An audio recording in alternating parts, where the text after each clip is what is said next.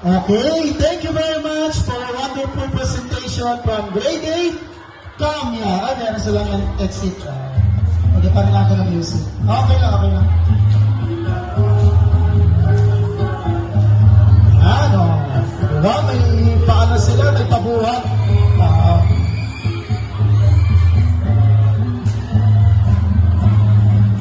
Okay, so makikita natin kung paano sila nag-exit.